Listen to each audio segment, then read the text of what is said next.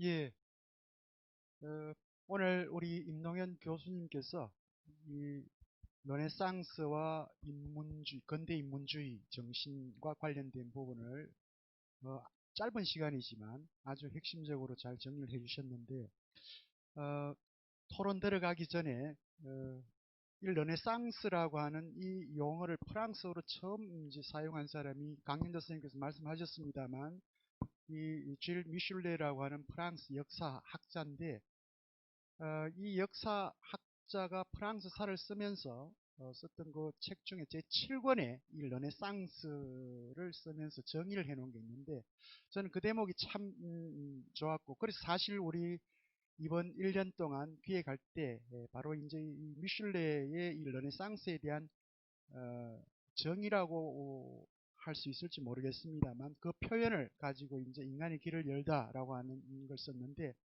거기에 보면 이 르네상스를 특징 짓는 아주 특별한 사건들이 등장을 합니다. 말하자면 이 콜럼버스, 갈릴레이, 코페르니쿠스 이렇게 이제 표현하는데, 사실 어떻게 보면 유럽이 전면적으로 이제 이 세계에 등장하게 되는 그런 시기이기도 하고요. 바로 이 15세기죠. 그러니까 콜럼버스가 새 항로를 열고, 그리고 코페르니쿠스가 이제 갈릴레이에 의해서 확정되겠지만 하나의 세계관을 뒤바꾸는 그런 일들이 이제 벌어지게 되는데, 바로 이 과정을 통해서 미슐레 같은 경우는 이 15세기야말로 바로 세계의 재발견이고 인간의 재발견이라고 하는 그런 이제 표현을 쓰기도 했었습니다. 그래서 이 르네상스 시기를 우리가 이제 인간의 길을 열다라고 이렇게 표현을 했는데, 바로 그 르네상스 시기에 또 특히 이탈리아의 이 인문주의자들이 이 휴머니즘을 어떻게 이해했는가 하는 것들도 함께 그 시기와 중첩적으로 결합해서 살펴보시면 여러분들이 오늘 주제 강연 내용을 이해하는 데 도움이 될 거라고 생각을 합니다. 첫 시간이기 때문에 저희 목요철학원 원장님께서 오늘 토론을 진행해 주시겠습니다. 예, 토론 진행 마이크 넘기겠습니다. 예, 다시 제가 이 자리에 앉았습니다. 임 교수님께서 르네상스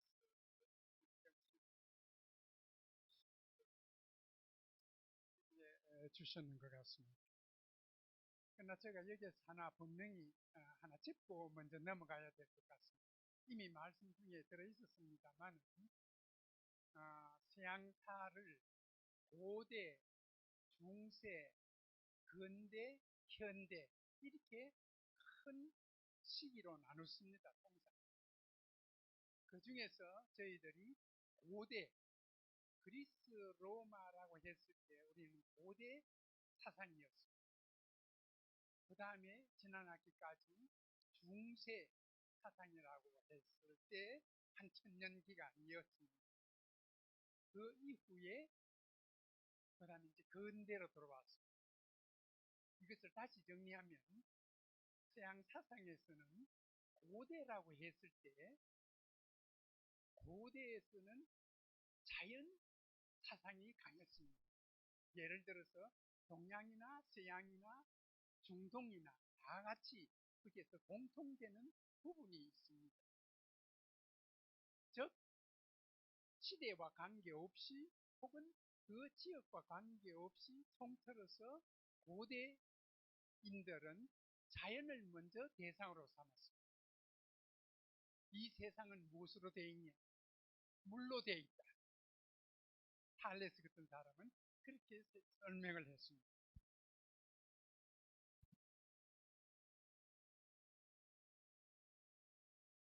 물로 되어 있다 하는 것은 자연을 지칭하는 거죠. 그런데 그것이 여러 개가 아니고 하나, 이 세상은 물로 되어 있다라고 하다가 시간이 지남으로써 물만이 아니고 물, 불, 흙 이렇게 공기 여러 가지로 되어 있다 해서 그것을 한문으로 다원이라고 합니다. 그래서 인자를 이런론적 자연사상이라고 한다면 그 다음에서는 다원론적 자연철학으로 넘어갑니다. 이 다원이 되기 때문에 전형적으로서는 피타고라스에서 우리는 수 개념이 나타납니다. 너무 많기 때문에 수로서 표현하는 것입니다. 이 수는 상징적입니다. 그 다음 시대에는 정신 철학 사상으로 넘어갑니다. 이 정신 철학 사상으로 넘어갈 때 기본적인 첫째는 주관적인 정신입니다. 소크라테스 같은 사람들이 표본이 됩니다. 그 다음엔 객관적 정신, 플라톤, 텔레스 같은 사람이 등장함으로써 보편이다 혹은 개체다 이런 주장을 함으로써 껴집니다. 그 다음 세 번째는 실상으로 넘어갑니다. 다시 한번 통정리를 하면은 고대에서는 이론론적 자연사상, 다원론적 자연사상, 그 다음 그것이 극단화됨으로써 정신철학으로 넘어가고요. 정신철학에서 주관적 정신, 객관적 정신, 실천적 정신까지 넘어옵니다. 그러다 보니까 중세를 맞이하게 되어서 완전히 이제 신의 세계로 넘어갔던 겁니다. 중세 천년을 우리는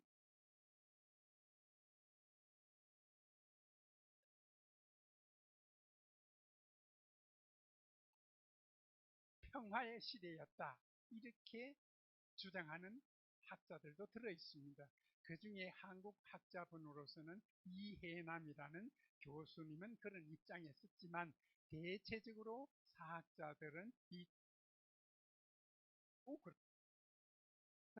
근세를 맞으면서 근세 정신, 서양 근대 정신까지 요인이 있습니다. 그 첫째가 르네상스입니다. 르네상스. 서양 근대 정신의 첫째 르네상스. 두 번째는 종교 개혁. 세 번째는 휴머니즘입니다. 그러니까 서양 근대 정신이라고 하면 되풀이해서 첫째는 르네상스를, 두 번째는 종교 개혁, 그 다음 세 번째 중에서 오늘 임동영 교수님은 르네상스 인문 정신에 국한해서 말씀을 드린 것입니다. 종교 개혁에서 마르틴 루터가 등장하게 됩니다. 여기서 이 얘기는 나중에 나오겠지만 여러분들이 먼저 알고 계셔야 할 부분은 마르틴 루터라는 양반이 왜 종교개혁이라고 했을 때 지금까지는 캐토릭이 중세 사상을 이끌었습니다. 캐토릭은 보편을 지향하는 것입니다. 마르틴 루터가 등장해서 보편이 아니라 보편보다 더 중요한 것이 개체이다는 거죠. 그러니까 보편이라는 개념과 개체라는 개념을 시민 여러분들은 분명히 구별해 두셔야 합니다. 보편이라는 말은 사람이다라는 개념이라면 백성균이라는 개념은 개체 개념입니다. 그러니까 서양 근대 정신에서 두 번째 등장한 이 보편과 개체 문제에 있어서 보편이란 사람이란 복인이란 이것은 명목뿐이다. 명분뿐이지 실 내용은 아무것도 없다라는 거부입니다. 그러니까 성직자보다는 평신도, 적어도 성직자와 평신도는 똑같다는 겁니다. 지금까지는 성직자는 언제나 평신도는 아래에 있었지만은 이제 그런 시대가 아니라는 거죠. 하나 조금은 분명하게 설명하기 위해서 마르틴 루터의 유명한 저서가 하나 있는데요. 그 저서는 기독인의 자유였습니다.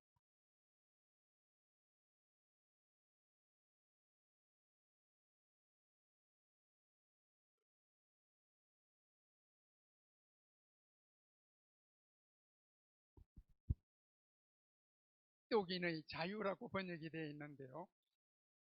여기에서 우리말로 극독인의 자유라고 함으로써 자유만 생각하는데 마르틴 루터는 한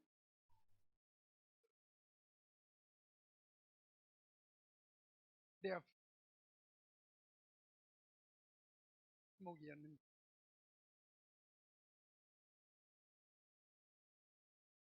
보편적인 기준을 말하는 것입니다. 그래서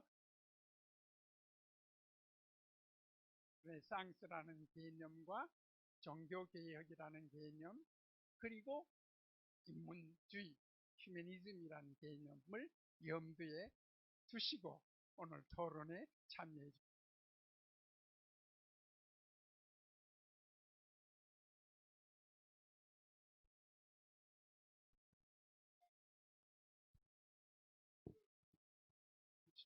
보충할 내용이 있으시면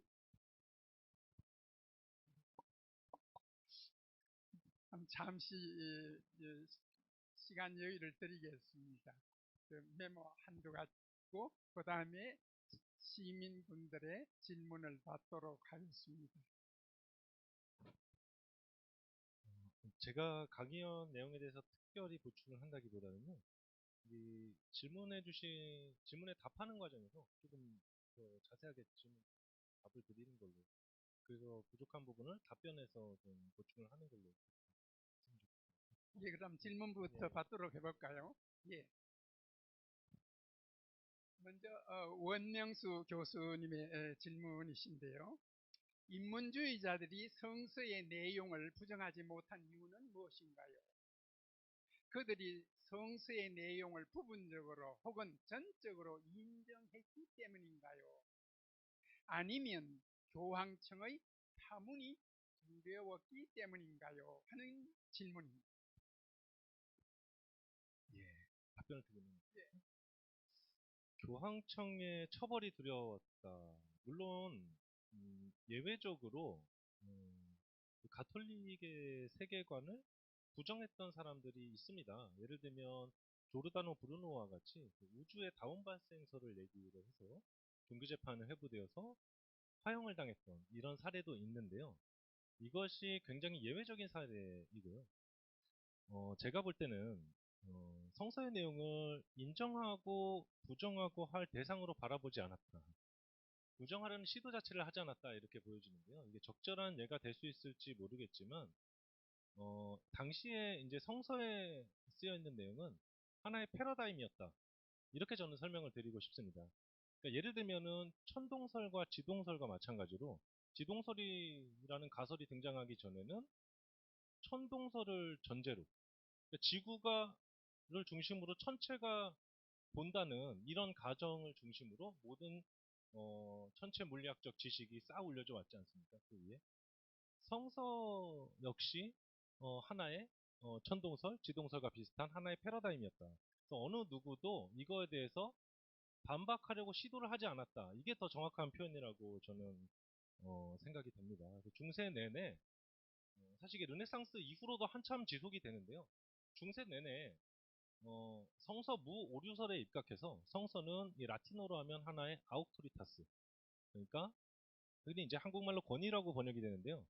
이 단어가 가진 뉘앙스를 더 완전하게 살린다면 증명할 필요가 없는 진리, 무조건적인 참인 명제가 바로 성서의 진술이었다. 인문주의자들은 고대 다신교 세계관에 관심을 가지고 그걸 연구하고 예찬하고 부활시켰지만, 그렇다고 해서 이 패러다임을 깨는 데까지 나아가지는 못했다. 그래서 제가 강연 마지막에 소개를 잠깐 해드렸던 것처럼요, 그런 측면에서 르네상스 인문주의의 보수적인 성격은 바로 그런 측면에서 존재한다. 이렇게 좀 설명을 드리고 싶습니다. 충분한 답변이 된다고 보겠습니다. 예. 그렇다면 두 번째 질문으로 넘어가도록 하겠습니다. 신암동에 사시는 강도기 선생님이신데요. 질문은 두 가지입니다. 첫째 질문은 이탈리아에서도 특히 피렌체가 르네상스 발원지가 된 원인은 무엇입니까? 굉장히 흥미로운 질문입니다. 왜냐하면 저는 이 질문의 전제를 좀 먼저 부정하고 싶은데요. 지금 질문해 주신 선생님께서 피렌체가 르네상스의 발원지다라는 것을 전제로 그렇게 된 원인을 질문해 주셨습니다. 근데 저는 피렌체는 르네상스의 발원지가 아니다. 이렇게 좀 말씀을 드리고 싶어요. 최근의 역사가들은 물론 피렌체가에서 르네상스라는 문화운동이 가장 활발하게 진행되었던 것은 어느 정도 부정할 수 없는 사실입니다. 그리고 특히 예술의 영역에서 피렌체의 르네상스 예술이 유럽 다른 지역, 이탈리아 다른 지역의 예술에 굉장히 많은 영향을 미쳤던 것도 사실입니다. 그러나 르네상스가 시작된 곳이라고 말한다면 그것은 오류라는 거죠. 최근의 역사가들은 르네상스를 이탈리아 반도 곳곳에서 동시다발적으로 진행된 문화운동으로 이해하고 있습니다. 피렌체에서 르네상스라는 문화운동이 구체화되기 이전에 이미 베네치아에서 보존에 대한 번역 사업이 국가사업으로 발주가 됩니다. 동일한 시기에 교황청에서 당대의 유명한 조각가들을 불러들여서 르네상스 예술을 꽃피우기 시작합니다.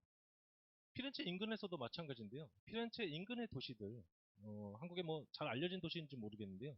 시에나라든가 피사라를 가보시면요. 피렌체 르네상스가 꽃피기 이전에 이미 다신교 문화의 부활을 피사와 시에나의 건축과 예술에서 확인하실 수 있습니다.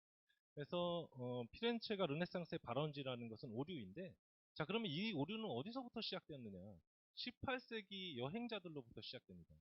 18세기에는 이제 그랜드 투어라고 해서요. 그 당시에는 전 유럽의 귀족들이 이탈리아를 여행하는 게 하나의 유행이었죠. 그랜드 투어란 이제 영국에서 시작됐는데요. 고전 고대 문명을 찾아서 유럽의 귀족들이 이탈리아로 오는 일종의 수학여행이다 라고 보시면 됩니다. 그래서 이제 이탈리아에 왔는데 이 그랜드 투어 왔던 영국 귀족들의 기록에 보면은 이 사람들이 피렌체에 가면은 르네상스 문명과 관련된 유적과 유물들을 볼 것으로 아주 큰 기대를 안고 오죠. 근데 실제로 르네상스의 흔적을 발견할 수 없었다라는 기록이 아주 빈번하게 등장하고요. 18세기 후반부터 피렌체는 이 관광 산업을 위해서 전략적으로 르네상스를 쇼잉하는 정책들이 당국 차원에서 이제 시행이 됩니다. 그때부터 르네상스의 발원지라는 이미지가 영미권을 중심으로 만들어졌던 거죠. 그래서 이 이미지가 전 세계로 확산되었고, 그래서 질문해 주신 선생님께서 르네상스의 발원지다라고 전제를 하고 계신데요. 발원지가 아니다. 저는 르네상스는 동시다발적으로 진행된 문화운동이다. 이렇게 좀 설명을 드리고 싶습니다. 네. 고맙습니다. 그럼 두 번째 질문을 받도록 하겠습니다. 질문 내용은 이렇습니다. 18세기 후반에 독일에서 뉴 휴머니즘이라는 정신운동이 일어났습니다. 뉴 휴머니즘에 대해서 설명해 주시면 고맙겠습니다.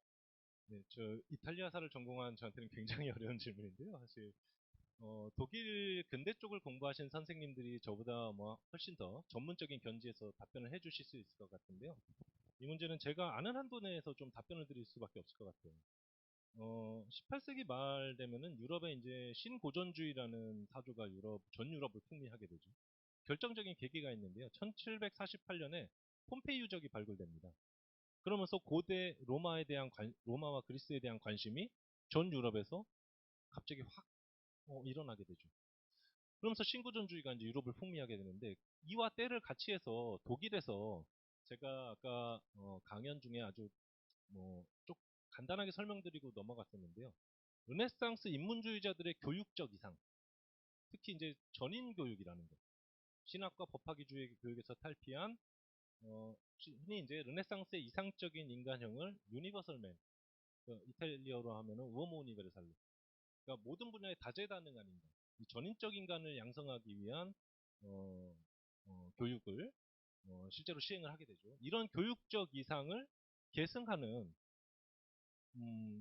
교육의 영역에서 이런 계승하는 움직임이 독일에서 이제 나타나기 시작되는데요. 당시 독일의 유명한 문학가들 있잖아요. 뭐 괴테나 레싱 등이 뭐 헤르더와 같은 뭐 철학자들도 많은 독일의 지성들이 이 운동에 동참했던 것으로 알고 있고요. 그래서 이제 19세기 독일의 역사가들이 28세기의 이런 흐름을 묘사하면서 이 뉴휴머니즘이라는 말을 최초로 사용하게 됐던 것으로 저는 알고 있습니다. 저는 그 정도 선에서밖에 설명을 드릴 수 없을 것 같습니다. 예, 감사합니다. 휴머니즘이라는 이 말이 간단하지는 않습니다. 우리가 르네상스에서 출발하기 때문에 르네상스 휴머니즘이라는 것이 하나의 틀이 됩니다. 그 다음 두 번째는 빈켈만의 휴머니즘, 그 다음 세 번째는 니체적 휴머니즘, 그 다음 전주의적 휴머니즘, 현대에 와서는 이렇게 나누어서 설명도 합니다. 혹시 여기에 대해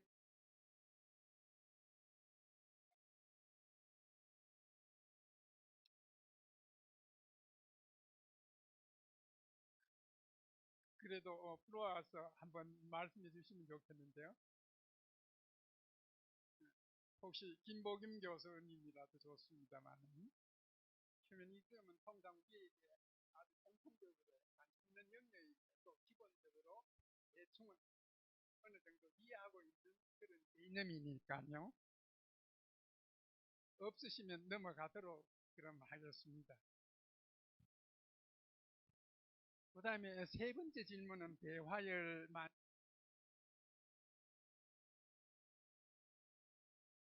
질문 역시 다이제스트에서 고대 로마의 헬레니즘, 중세 로마의 헤브라이즘, 르네상스 로마의 헬레니즘의 부활을 말씀하셨습니다.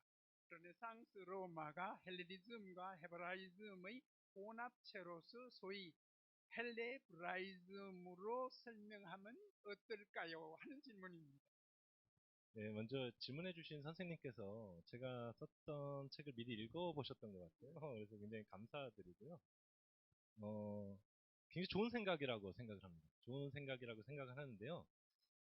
제가 아는 한도 내에서는 지금까지 헬레브라이즘이라는 용어를 사용했던 사람이 없는 것으로 알고 있고요. 네, 좋은 생각인데 이제 요거를 좀 어떤 측면에서 이제 비판을 할 수 있냐면 헬레브라이즘이라는 용어, 그러니까 헬레니즘과 헤브라이즘 두 세계관의 혼합체로서 이거를 설명한다면 실제로 이 두 세계관을 융합시키려고 하는 시도가 있었느냐, 르네상스 시기에. 그게 경험적인 증거 혹은 문헌적인 근거로서 뒷받침되어야 좀 학술적인 용어로 정립이 될 수 있을 것 같은데 이게 좀 어려운 문제라고 사실 보여집니다. 제가 이제 강의를 하면서도요, 실제 인문주의자가 썼던 글을 몇 번 대표적인 글들을 좀 읽어봤었죠. 헤브라이즘에 대한 얘기가 아예 등장하지 않습니다. 이 사람들의 머릿속에는 없었어요, 헤브라이즘. 이 사람들이 말하는 과거는 중세가 아니라 고대뿐이었습니다. 중세에 대한 한 언급 자체가 양쪽으로 굉장히 적기 때문에 실제 융합의 시도를 문헌적으로 증명해내기가 쉽지 않을 것이다. 저는 이렇게 좀 보고 있고요. 오히려 다신교의 철학을 다신교의 철학을 이제 그리스도교 철학과 조화시키려는 시도는 중세에서 더 찾아볼 수 있지 않았습니까? 중세 스콜라 철학 같은 경우가 대표적이죠. 아리스토텔레스라는 이 다신교 세계 철학자의 철학을 그리스도교 신학과 조화시키려는 움직임이었다. 이렇게 설명할 수 있지 않겠습니까? 네. 예, 그런 측면에서 좀 이 용어를 조금 비판할 수 있지 않을까, 좀 그런 생각이 좀 듭니다. 예. 발상으로 좋은 질문이었다고 생각이 됩니다. 그 다음 두 번째 질문 드리겠습니다. 폴 존슨의 르네상스에서 1120년대 옥스퍼드 대학에서 원래의 르네상스보다 200년 앞서서 소위 원시 르네상스가 나타났다고 주장했습니다. 현대 사학자의 말이지만 제가 믿어도 될까요? 하는 질문입니다. 네, 그 먼저 이 답변을 드리기 전에요. 제가 좀 사과의 말씀을 드려야 될 것 같습니다. 제가 폴 존슨을 사실 읽어보지 않았습니다. 그래서 폴 존슨이 어떤 의미에서 원시 르네상스, 이 프로토 르네상스라는 용어를 어떤 맥락에서 사용했는지 제가 정확히 안다면 또 정확한 답변 좀 드릴 수 있을 텐데요. 제가 이 폴 존슨을 읽어보지 않았기 때문에 이제 추정에 근거해서 좀 답변을 드릴 수밖에 없는 상황인 것 같아요. 그래서 좀 사과의 말씀을 드리고요. 폴 존슨이 사용한 용어가 아니라도 사실 프로토 르네상스라는 용어는 있습니다. 특히 이제 예술 분야에서요. 그 흔히 이제 조토 이전의 예술들 있죠. 뭐 치마부에라든가 조토라든가 중세 고딕 예술과 르네상스 예술의 과도기적 성격을 가지고 있는 바로 이 시기의 예술을 가리켜서 흔히 이제 오늘날의 미술사학자들, 역사학자들이 프로토 르네상스라는 단어를 사실 쓰고 있습니다. 그러니까 12세기 말, 보통 13세기 초 사이의 예술을 가리키는 용어가 되겠죠. 지금 1120년대 옥스퍼드 대학교에서 뭐 프로토 르네상스 일어났던 어떤 특정한 문화적 움직임이 일어났던 것 같고 이것을 원시 르네상스라고 폴 존슨이라는 작가가 정의를 했던 것 같은데요. 구체적인 내용은 알지 못하지만 충분히 뭐 있을 수 있는 얘기라고 생각합니다. 제가 강연 중에도 잠깐 언급되었던 것처럼요. 르네상스, 이 다신교 문화의 부활이라는 것이 르네상스 시기에 활발하게 일어났던 거지 그 전부터 전혀 없지는 않았습니다. 강연 중에 언급했던 것처럼 중세 내내 이탈리아 반도에서는 동방으로부터 끊임없는 문화적 자극들을 받아왔었고요. 또 중세에 아까 제가 스콜라 철학에 대해서 잠깐 말씀드렸지만 이미 아리스토텔레스의 철학이 이슬람 비잔틴 세계를 거쳐서 이탈리아 반도로 유입됐던 적이 있습니다. 사실 중세 대학의 탄생이란 것이 이러한 학문의 부흥과 굉장히 또 밀접한 연관이 있죠. 그래서 정확한 맥락을 모르지만 충분히 가능한 얘기라고 생각합니다. 프로토 타입의 르네상스가 나타날 수 있었다. 좀 정확한 내용은 제가 좀 폴 존슨의 책을 좀 확인을 해봐야 될 것 같습니다. 죄송합니다. 예, 또 나머지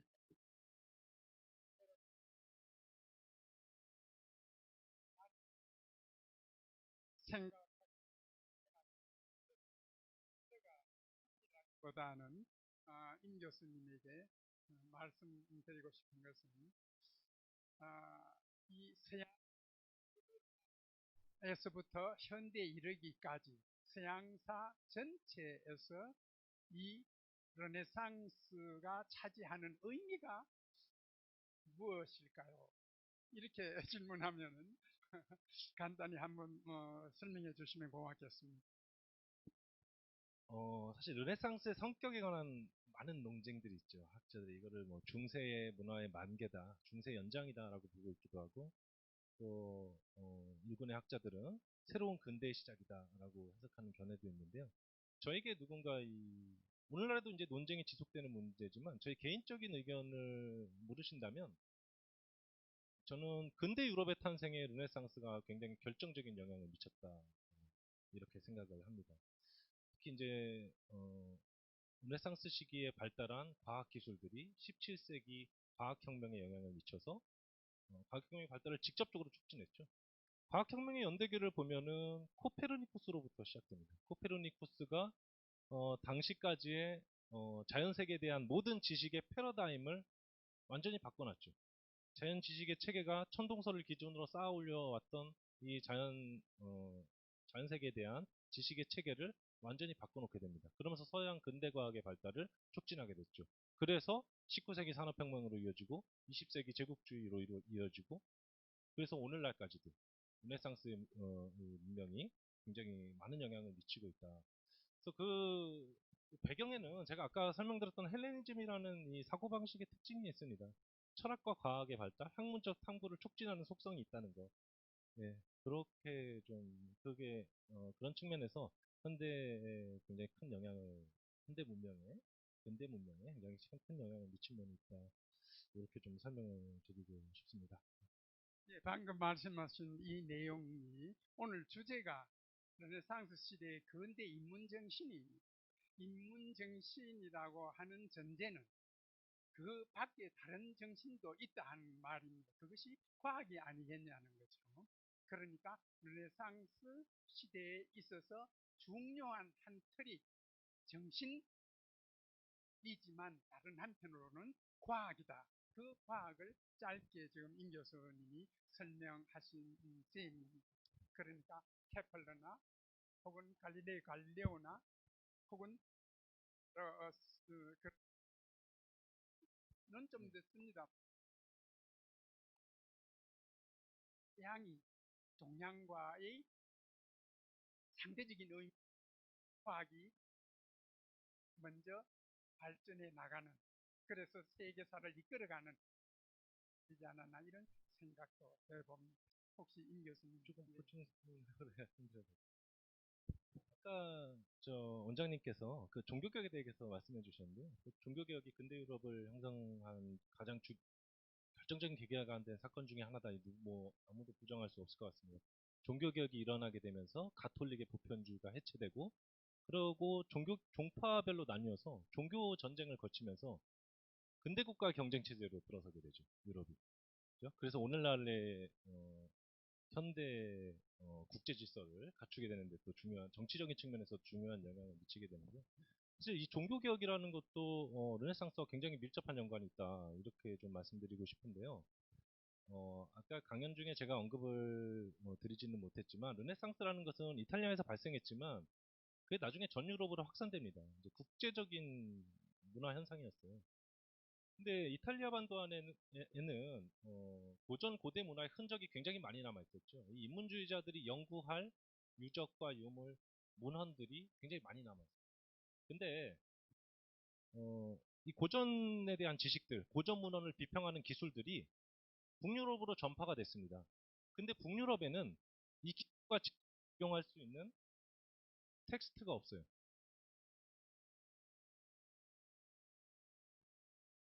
고대 로마 제국의 변방에 불과했기 때문에 고전 문화 자체가, 고전 문화의 흔적이 존재하지 않는 곳입니다. 그래서 이 사람들이 당시 유일하게 북유럽에서 접할 수 있었던 텍스트였던 성서를 비평하게 되죠. 대표적으로 에라스무스 같은 경우가 있지 않습니까? 북유럽의 인문주의자였던. 그래서 성서를 비평하다 보니까 당시 가톨릭교에서 채택하고 있는 불가타라고 하는 라틴어 성서 번역이 성서의 원본과 많은 차이가 있다라는 것을 발견하게 되고, 북유럽에서는 교회에 대해서, 가톨릭 신학에 대해서 비판적인 풍조들이 싹트게 되죠. 그래서 이게 종교개혁에 또 결정적인 영향을 미치게 됩니다. 종교적으로, 문화적으로, 정치적으로도 현대 사회에 굉장히 큰 영향을 미쳤다. 이렇게 좀 보충적으로 설명을 드리고 싶습니다. 감사합니다.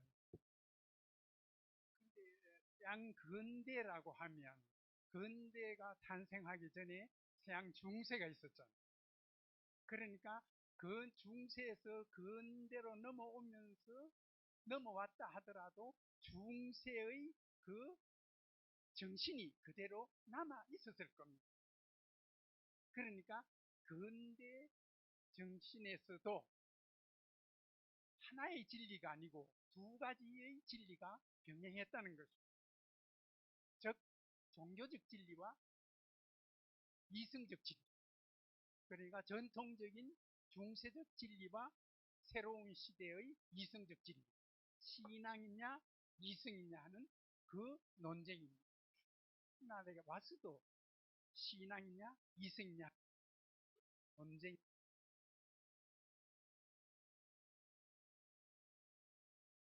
말씀드린 보편 개체 문제는 지난 하반기 동안에 아주 강조했던 부분입니다. 또 하나의 주제로 편을 엘로의 아테네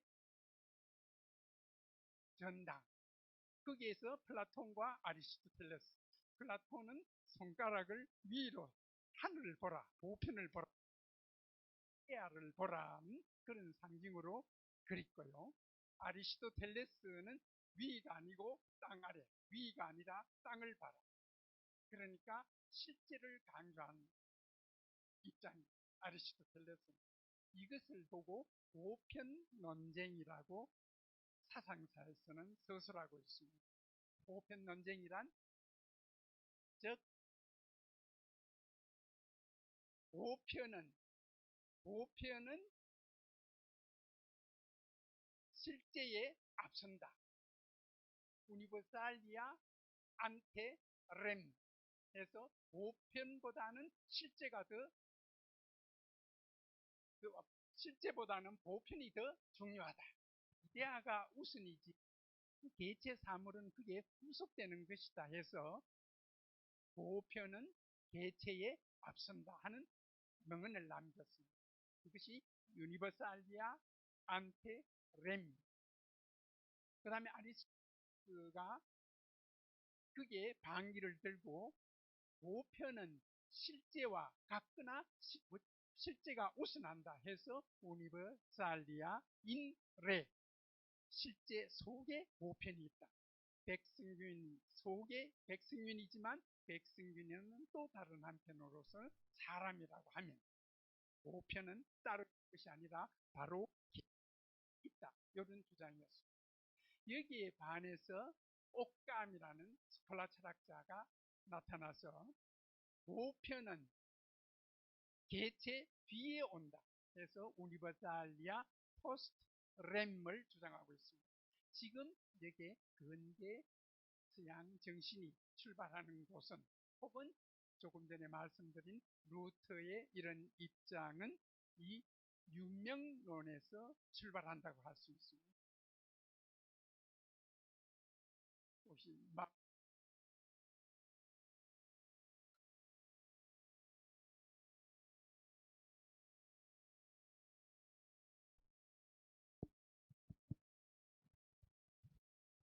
제가 조금 전에요. 답변하는 과정에서 르네상스가 근대 유럽의 형성에 굉장히 결정적인 영향을 미쳤다. 정치적인 면에서, 종교적인 면에서, 문화적인 면에서도, 과학기술의 측면에서도.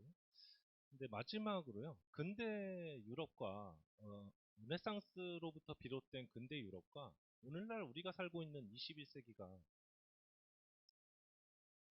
21세기에는 근대 유럽과 비교해서 한 번의 진보가 더 이루어졌다. 저는 이렇게 이 말씀을 좀 마지막으로 드리고 싶은데요. 르네상스를 시작으로 해서요. 헤브라이즘 세계관이죠. 그러니까 그리스도교의 세계관이 이제 점점 쇠퇴하기 시작합니다. 그리고 이성을 중심으로 하는, 원장님께서 좀 간단하게 아까 설명을 해주셨지만 이성을 중심으로 하는 이성 중심의 합리주의적 세계관이 성장하게 되죠. 합리주의적 세계관의 근원에 이 르네상스가 있는 거고요. 그렇게 만들어진 근대는 그러나 여전히 일원론이라는 측면에서 중세와 별 다를 것이 없다. 저는 이렇게 생각합니다. 신앙이라는 하나의 기준, 하나의 진리만이 존재하는 중세, 그리고 이 신앙을 이성으로 대체해 놓은 바로 이 근대.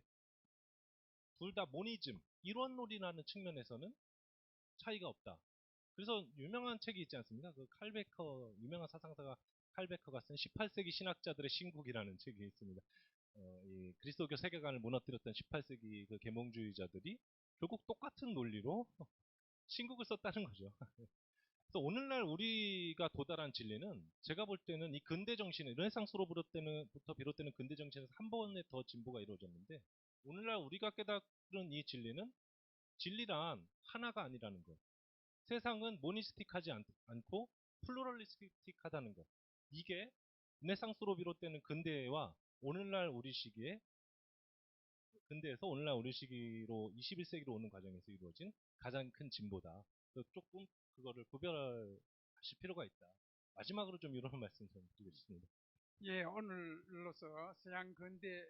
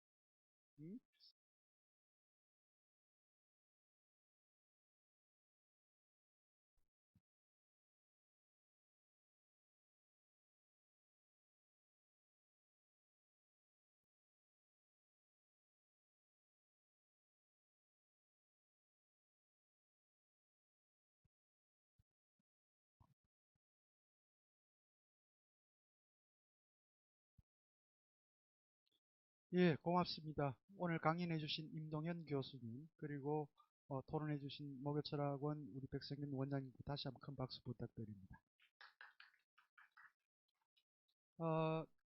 사실 이번 상반기 혹은 하반기 1년 동안 이루어질 이 르네상스라고 하는 이 특정 시기 혹은 시대적 정신을 저희들이 이제 이어갈 텐데요. 오늘 뭐 강연자 선생님께서 말씀해 주셨습니다만 아주 거칠지만 이 르네상스라고 하는 것이 21세기 여전히 우리에게 어떤 의미를 갖고 있는가라고 하는 것을 우리가 거칠게 들여다본다면 이 르네상스로 인해서 일어나는 유럽의 여러 가지 혁명을 우리가 들여다볼 수 있는 거죠. 예를 들면 오늘 계속 또 얘기를 됐습니다만 이 종교개혁을 통한 일종의 16세기 문화혁명이 있었고요. 그 다음 17세기가 되면 아까 말씀하신 것처럼 이 과학혁명이 또 이루어지고 이 과학혁명을 통해서 사실은 유럽이 세계 중심부로 이제 들어오게 되는 과정이 있고요. 이게 이제 18세기로 가게 되면 이제 정치혁명이 또 일어나고요. 동시에 산업혁명이 함께 일어납니다. 이 과정들이 결국은 이 줄 미슐레라든지 야코브 부크하르트와 같은 이 역사학자들이 19세기에 이 르네상스를 다시 표현하는데 바로 그 19세기가 유럽이 세계의 이제 소위 말하는 약탈자가 되는 이 제국주의 시대가 등장을 하게 되죠. 이게 사실은 20세기 2차 세계대전까지 이어지는 어떻게 보면 이 르네상스가 가지고 있는 매우 긍정적인 측면들도 있습니다만 그런 부분에서 이 제국주의라고 하는 또 다른 의미에서의 이 부정적인 측면도 함께 주도해왔던 하나의 정신사적 흐름이 그 안에 들어있기 때문에 강연자 선생님께서 마지막 보완 중에 말씀하셨던 또 한 번의 도약이라고 표현하셨는데 그래서 20세기에 이 테오도르 아도르노라든지 혹은 이 포스트 구조주의자들 중에 미셸 푸코와 같은 사람들은 이 르네상스에 대해서 굉장히 부정적인 그런 해석을 내리기도 하죠. 어떻게 보면 21세기를 살고 있는 우리들에게 이번 1년 동안 르네상스 시기를 들여다보는 그 시간이 현재 우리의 삶을 새롭게 다시 한 번 더 생각해보는 그런 기회를 가져다 줄 거라는 생각을 해봅니다. 다음 시간에는 오늘 입론을 끝내고요. 좀 더 구체적으로 특히 이제 인문주의자들이 이 르네상스 시기에 어떤 역할을 했는가라고 하는 것들을 저희들이 한번 들여다보게 될 텐데요. 다음 시간에는 한국외국어대학교 이상엽 교수님께서 오셔서 오늘 잠깐 소개가 됐습니다만 프란체스코 페트라르카를 소개를 해드릴 겁니다.